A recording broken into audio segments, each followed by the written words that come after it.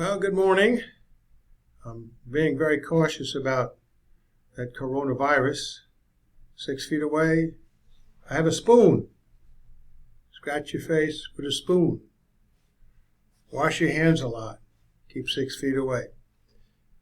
This is a good place to be because I've kept all those rules, and now I'm in a private room and I've dusted off and the table with the germ killer, so on, solution, so on.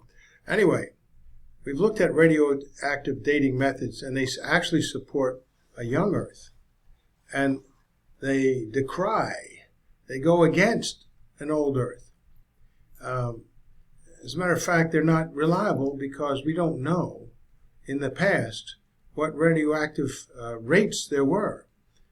Evidently, it was a big difference when the canopy of the ice over the Earth's way above, which created the rainfall of the worldwide flood, that also blocked radiation, cosmic and sun radiation to the planet, and so it didn't excite the radioactive rates in radioactive elements. Plus, this worldwide flood released a lot of the radioactive elements, uranium and thorium and radium and so on, out into the surface of the Earth, where they were then a factor in creating an idea of how old the Earth was. Its environment changed, and you had a lot of original lead, for example, and other elements that were original and not part of the decay of radioactive materials. If you add those into the equation, you get results that are ridiculously wrong. That was never taken into account. So now we go to evolutionist intellectual dishonesty. Lubenow, Nobel Prize winner. Evolution places severe demands upon fossils used to support it. A fossil in an evolutionary sequence must have both the proper morphology, the shape, to fit that sequence, and an appropriate date to justify its position in that sequence. Since the morphology of a fossil cannot be changed, it is obvious that the dating is the more subjective element of the two items. Yet accurate dating of fossils is so essential that the scientific respectability of evolution is contingent upon fossils having appropriate dates. He goes on to say, popular presentations of human evolution show a rather smooth transition of fossils leading to modern humans. The impression given is that the dating of the individual fossils in that sequence is accurate enough to establish human evolution as a fact. However, because of severe dating problems, which we've just looked at, which are seldom mentioned, this alleged sequence cannot be maintained. To present the fossil evidence as a relatively smooth transition leading to modern humans is akin to intellectual dishonesty. It is impossible to give an evolutionary sequence to the human fossils because there is a coverage gap involving the dating methods, which evolutionists believe are the most reliable, radiocarbon and potassium argon. This gap is from about 40,000 years ago to about 200,000 years ago on the evolutionist time scale. It covers roughly the period known as the Middle Stone Age. This coverage gap lies beyond what is considered the effective range for radiocarbon and prior to what is considered the effective range for potassium argon. This problem period may be even larger because some dating authorities believe that the effective range for potassium argon doesn't begin until about 400,000 years ago.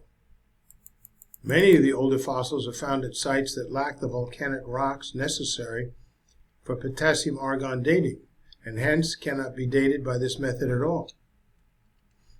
Although young Earth creationists challenge the legitimacy of all of the dates obtained by the long-term radiometric methods, even evolutionists are beginning to admit that this dating gap presents a problem for them. Hence, The real seriousness of this problem seems to elude them, even when they occasionally refer to it in their writings.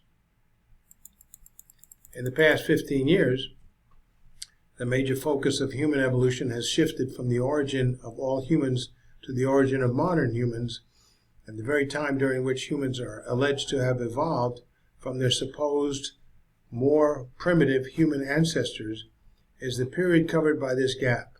At least 406 human fossil individuals are placed by evolutionists in this 40,000 to 200,000 time period gap, and hence are questionably dated. The inability of the radiocarbon and the potassium-argon methods to cover this time period explains why many alternate dating methods have been devised to attempt to give coverage in this area. However, these alternative methods have serious problems of their own.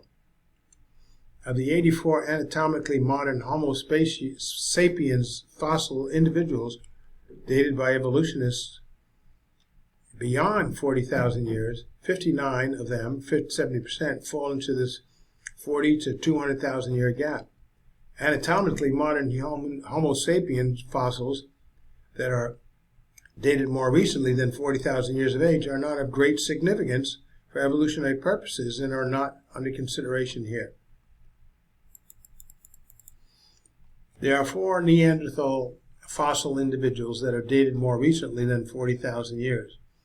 They are Amud 1 and Shukba, remains from Israel, and the Saint Césaire and the Arcy-sur-Cure remains from France. All other Neanderthal remains, some 300 fossil individuals, are approximately 98.6% of all of the Neanderthals, fall into the period covered by this gap. It is well known that another reason why many of the Neanderthal fossils are poorly dated because they were found long before the importance of documenting fossils in their geological context was fully appreciated. The relatively new fossil category created by evolutionists, the archaic Homo sapiens category, contains at least 64 fossil individuals. 28 of them, 44%, fall within this time gap. 19 of the 222 Homo erectus fossil individuals, 9% of the total, likewise fall into this time gap. In all, 406 human fossil individuals, which evolutionists feel are crucial in documenting the evolution of modern humans, fall into the gap between radiocarbon and potassium-argon dating, and hence have uncertain ages.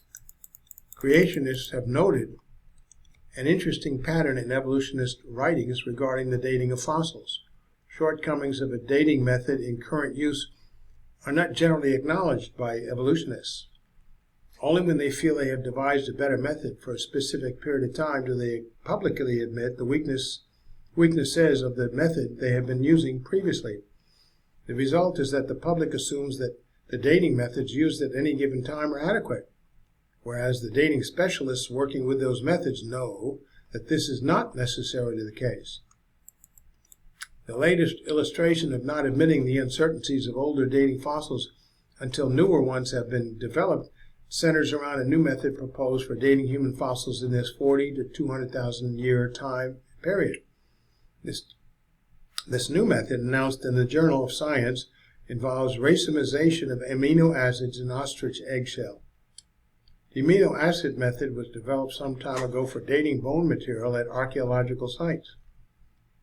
This is because bone is porous. It is subject, therefore, to groundwater leaching.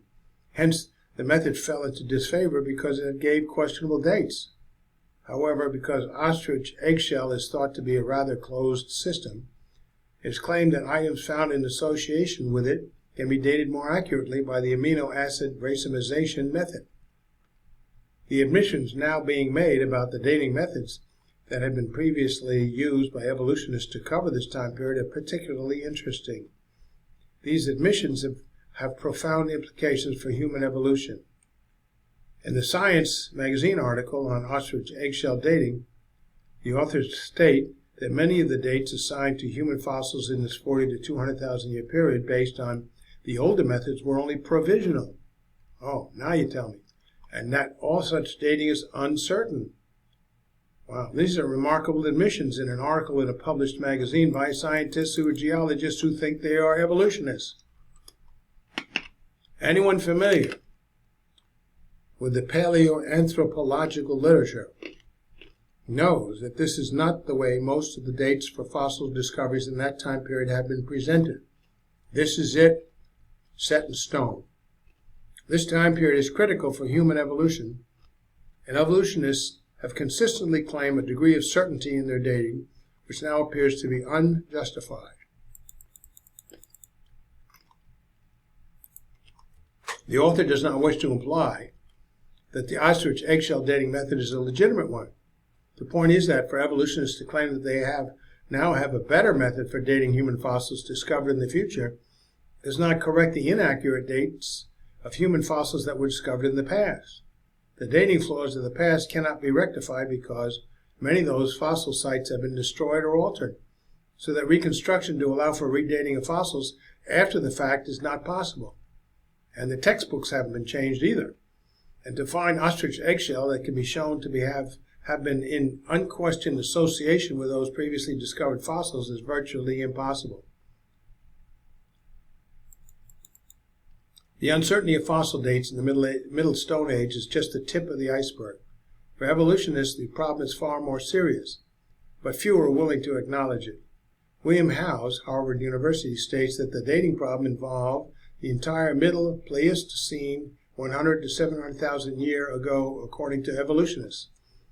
This would involve many more fossils than just those in the Middle Stone Age. Howes writes, "It cannot be too strongly emphasized how much uncertainty attaches to placement of all but a few of the fossils absolutely or relatively, especially for the Middle Pleistocene.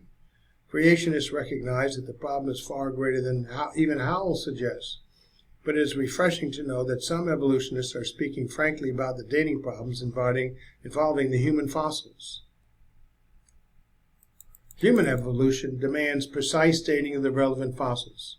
Evolutionists now admit that the dates for the human fossils in the significant Middle Stone Age period and elsewhere are uncertain. It means that there is no such thing as a legitimate evolutionary fossil sequence leading to modern humans. It also means that evolutionists cannot make accurate statements regarding the origin of modern humans based on fossils discovered thus far. Their continuing to do so reveals that their statements are based on a belief system, not on the practice of rigorous science. So much for science. There is still the claim to be faced that the radioactivity age estimates agree in general with the geological ages assigned to the strata on the basis of paleontology and stratigraphy, that is, the so-called absolute ages deduced from radioactivity measurements for various positions in the geologic timescale for the proper position, is that strata deemed young on the basis of paleontology give younger radioactivity ages, paleontologically old strata yield higher ages, etc. On this basis, a scale of absolute time has been worked up for the entire geologic column and in various forms has been published in many, many books and periodicals. For example, Arthur Holmes, probably the most prolific of all writers and workers in this field, said long ago in the famous National Research Council Symposium on Geochronology. This is what he says: in attempting to build up a time scale, it is clear that we have to steer a difficult course through a maze of data of very variable quality. That's being nice. Guided in some places by atomic weight evidence, in others by series of accordant ratios, but in far too many by a subjective weighing of probabilities. Well, how many measurements do we get? They're so very far apart and contradictory. Let's just say it's probable that they agree with what we think ahead of time. Nevertheless, although only a few points can be fixed with precision into the geological column, only a few, and the total assemblage of data is too confused to permit detailed accuracy, it is remarkable how consistently the most probable ratio for each of the various suites falls into its proper place and order as judged by the geological age that was established and published in the textbooks before actually verification was verified. Arthur Holmes, In the Age of the Earth. Adolf Knopf, editor, Bulletin 80, National Research Council. That was written in 1931.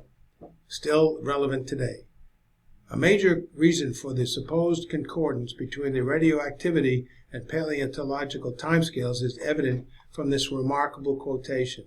The time estimates which agree with the prejudged prejudged proper order are accepted